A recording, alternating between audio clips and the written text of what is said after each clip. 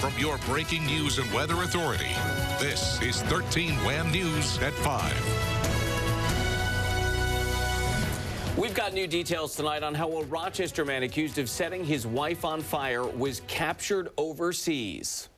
This took almost 6 years, but he was brought to justice.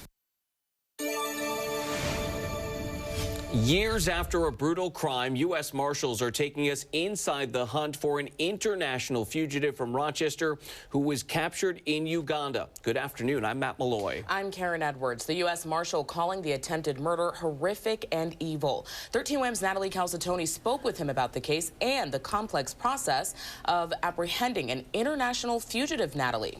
Karen, Matt, David Johnson has been a wanted man by the Monroe County Sheriff's Office on charges included attempted murder. And U.S. Marshal Charles Salina tells me this 2019 case could have easily went cold. In August of 2019, authorities say 50-year-old David Johnson poured a flammable liquid in areas of his house on Augustine Street in Rochester before lighting his wife on fire and fleeing the scene. Pretty horrific and evil crime. Charles Salina is the U.S. Marshal of the Western District of New York.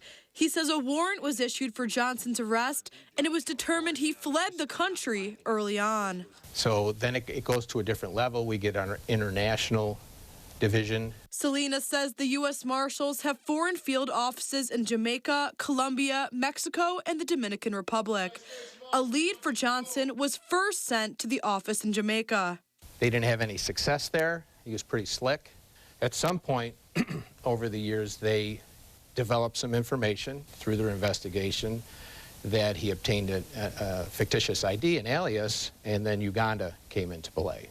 Salina says with the assistance of multiple agencies, Johnson was taken into custody in Kampala, Uganda on November 29th. He did establish a new identity there. He had an alias. I think he actually had a family that he was there with.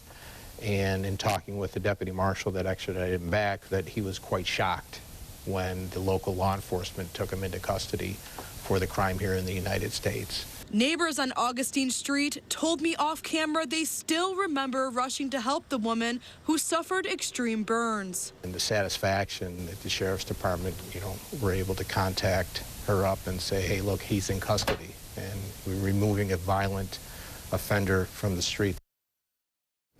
Johnson was arraigned Monday in Monroe County Court on the charges in the indictment and is being held without bail. He is scheduled to be back in court in March.